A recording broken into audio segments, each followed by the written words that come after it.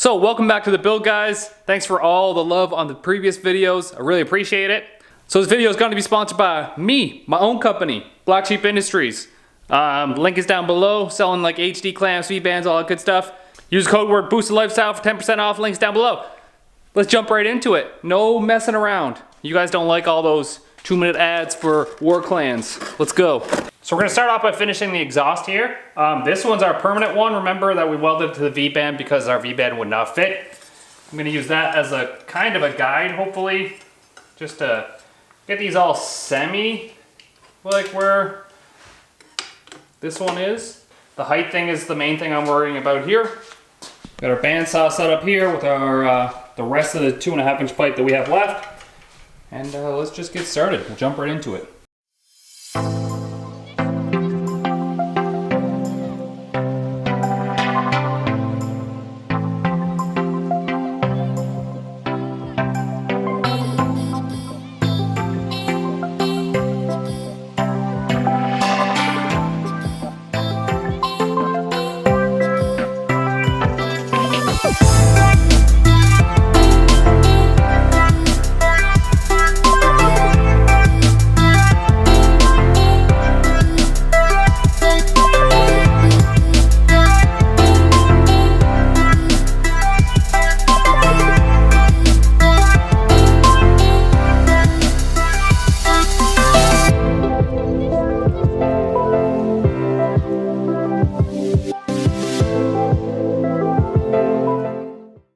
Well, there it is. Hope you enjoyed my little time lapse there and me struggling to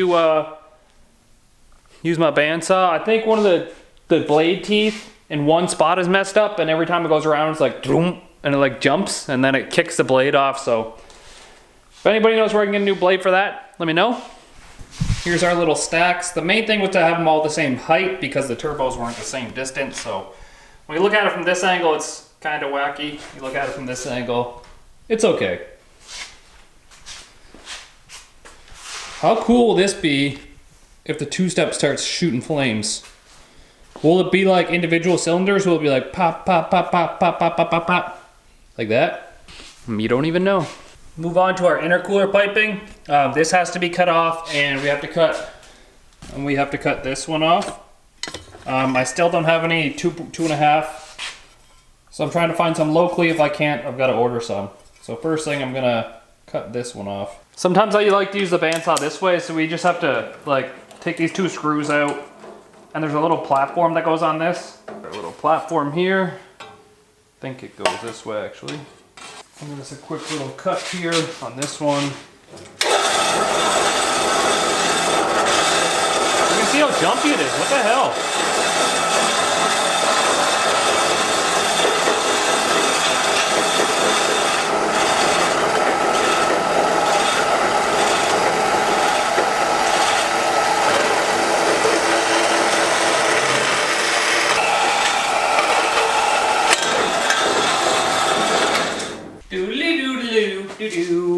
How close are we to adding you? Get our sweet little bead rolling tool here. No one put the part number to this thing. A couple of people asked for it. 909 channel locks. So if you Amazon 909 channel locks, you'll probably get these things, and they're excellent for bead rolling.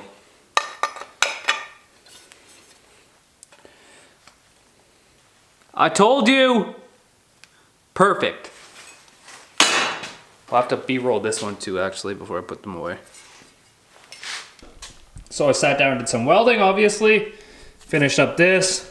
Finished up our wire right there. Finished up that. And now everything is coming out of this pipe right here. I'm curious to see if we're moving air. See, this battery's probably not even charged. Got this stupid security system thing again. Dead as a skunk. Alright, it's the next day for me. It's cold as heck because it's like minus 12 degrees Celsius in Canadian land, so the heater's on. So I've been doing my research, and these KO3 turbos actually flow about 17 pounds per minute. And then I looked up some other turbos to get comparisons, and it seems like it's pretty comparable pounds per minute wise to a 55mm Borg Warner turbo. So if we're going by that, this engine should have no problem spinning over a 55 mil, especially since it revs to 8,000. So I'm hoping, like, even if we get to full boost at 6,000 RPMs, big deal.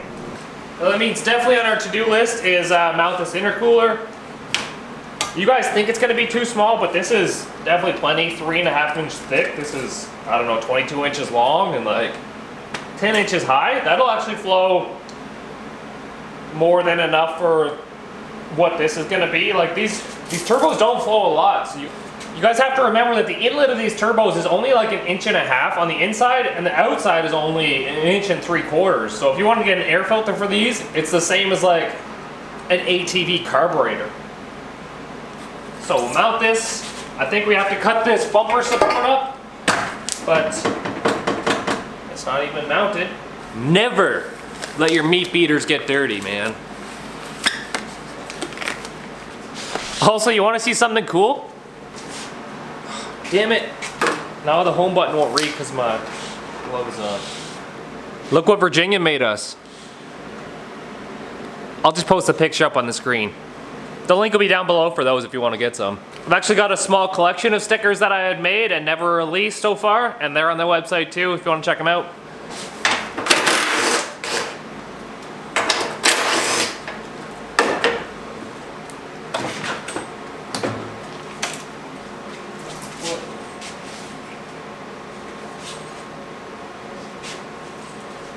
That's always neat to find in your headlights. There's like a ring in there. Oh no, I lost it. I wish I knew where this came from. So upon inspection, there's no bolt holding this in. So it must be like seam welded in there, I guess. Maybe. We need a hammer! Don't judge me, I've never taken one of these off on a Honda. There's a bolt inside here, what the hell?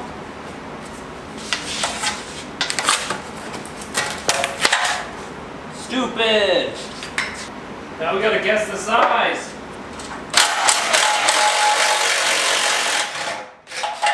I did it! Oh, you're just supposed to loosen it and then it slips on.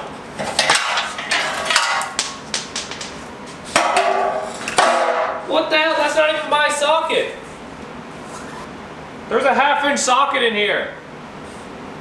And it's not mine because it's Mastercraft and I have Ultra Pro stuff. All this time there was a socket hidden in there.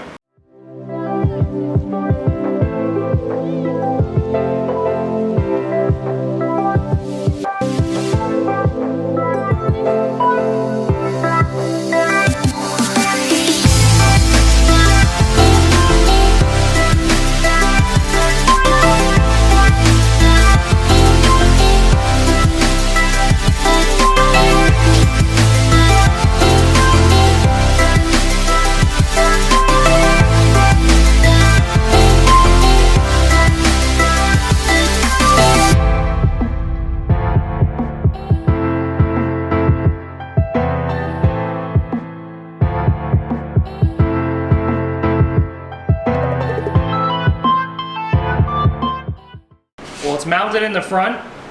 Little bits behind this. I'm not too worried about airflow behind that, as long as the majority of it's down here. We just kind of mounted it tabs on the radiator support here. You don't need to make it any more complicated than it needs to be. It just, intercooler doesn't weigh much. So just drill 2 holes in the top of the rad support, still have some holes underneath so we can put some nuts on it, and then we'll make a little plate up top to keep it from moving with the bumper, and then that's it. I'm gonna find some bolts and I'm gonna bolt this crash support in. It is kind of flimsy now that I took the support out of it, but it only has to hold the intercooler from moving backwards and forwards now.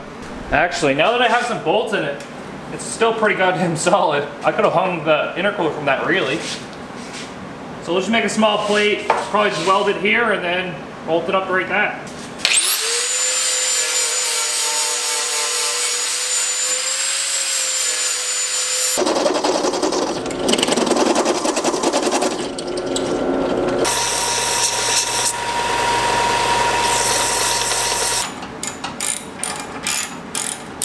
Gotta sharpen my tungsten. I need my bucket seat. Professional welding seat.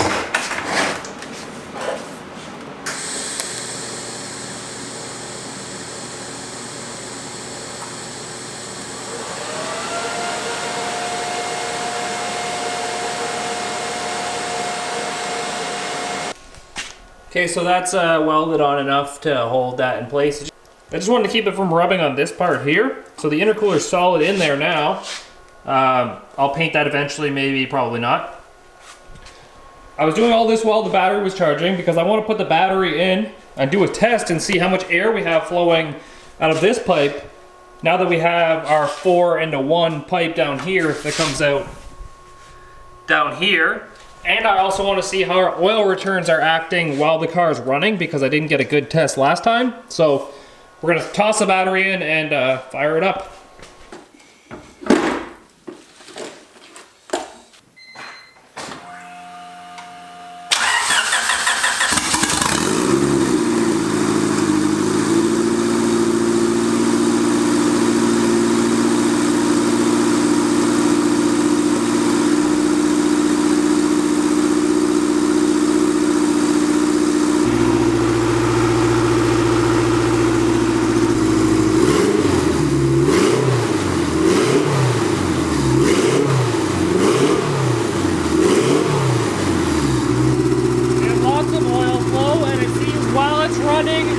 That these drains are actually keeping up. It's only when you turn the car off that they're slow to drain down.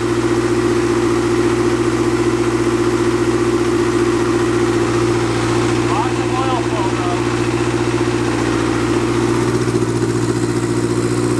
though. Alright, I found our first oil leak. It's from this gasket here. I knew one of these gaskets were going to leak because I used the wrong paper gasket on it. This one's a bit bigger than it was supposed to be. So that one's leaking around that paper gasket, I do believe. It looks like our drains are working quite well because I did rev it up to get oil flow RPM up. But yeah, as you've seen there with our little paper test, we're definitely getting lots of flow out of this. So we gotta fix this oil leak and continue our intercooler piping, which we don't have anymore. So we're kind of in a stuck position here. I did make an order for an Amazon 3-inch piping kit. So that should be here a couple days, I guess. And then I made an order for some 2.5 inch as well. So I'm not sure if I'm gonna go 2.5 or 3-inch. The 2.5 is actually higher quality stuff. It's not like Amazon 1mm stuff. It's actually 2mm stuff. So it's heavy duty. Like this stuff is 2mm and you can tell like it's a lot better than this cheap Amazon shiny stuff down there. So I might do the 2.5 the whole way. I don't think it's going to be too restrictive on this side because our throttle body is also 2.5 inlet. I went ahead and replaced the gasket on this one. I'm going to pull this fitting. I'm going to weld it up and drill a hole in it and hopefully make a restrictor here. And then we'll retest it. Also, bumper fits perfect. Intercooler looks great in there. I built it just right, baby. I'm gonna put a wideband bung in just one of these as well. I've already been talking with Adam at AFR AutoWorks. He's the one who's gonna tune this. He tuned my Supra, so my old Supra, which they own now. We're just gonna put an extension piece on this and he's got a sniffer piece. We're just gonna change holes like every pull and see, just kind of send it instead of trying to rig up something that'll read off all 4 of these holes. So this is the, let's see if we can get focus on it. This will be the orifice size to begin with here. You can see it's about the same on both ends. Okay, so it's roughly 3/16 hole. And we'll probably go down to something like this, which is probably an 1/8. That might even be too big. I'll weld it up and we'll see what we'll do with it. Getting weldy with the welder again because it's like one of my favorite tools. That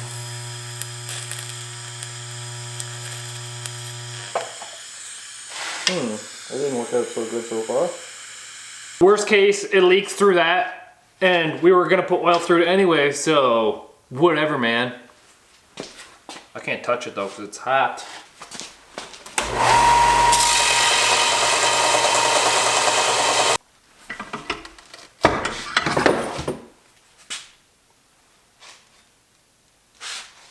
swear I had a hammer around here somewhere. I'm really good at just like tossing my tools wherever I feel like it. And then it's a Canadian hammer.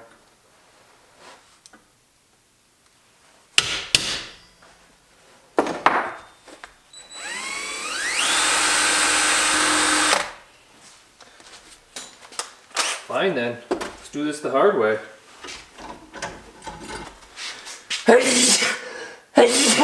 Oh, allergic to your bullshit.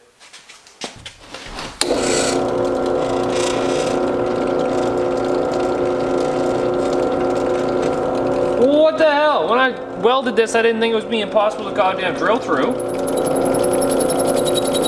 Maybe we just got a bad drill bit. I doubt it, but... It's like not even drilling, what the hell? I think I have another fitting. I'm gonna weld it with maybe like mild steel. See if that changes anything. Trying again. Follow your nose, Toucan Sam. Follow your nose. I bet it makes no difference.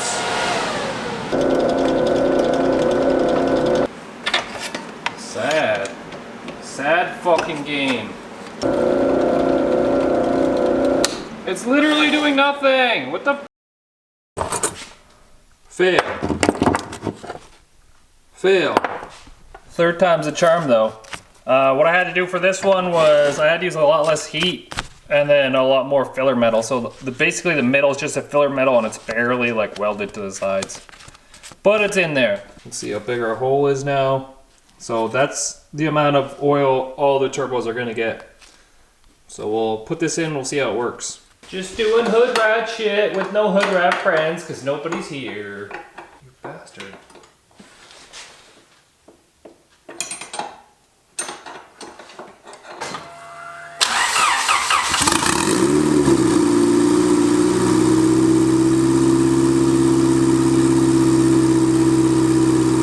They're definitely still getting lots of oil.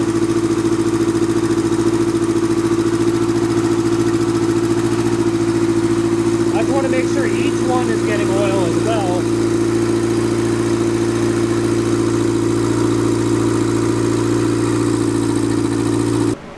I don't know if it's gonna be too much oil or not enough oil, but that little restrictor has to be better than letting it just free flow as fast as it can go. So,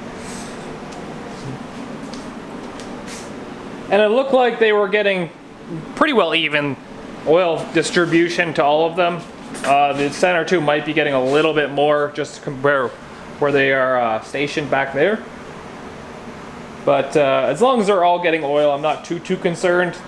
The engine's worth way more than the turbos were worth. These were only about $120 a piece. Once again, I'm editing our video and I did not make an outro. Just want to say thanks for all the love. If you made it this far, make sure you subscribe to the channel. Like I said, I do have some charge piping on order, some 2.5 and 3-inch stuff. The furnace kicked in, so it's pretty loud. Yeah, when that shows up, that'll be our next video, and then that's literally it. Once we get a charge piping built, we can put it back on the ground and take it for a drive. Also, while we're here, somebody want to tell me what size transmission bolts go in the back of the transmission where I'm missing some of the mounts? Thanks. Peace easy, and get that V.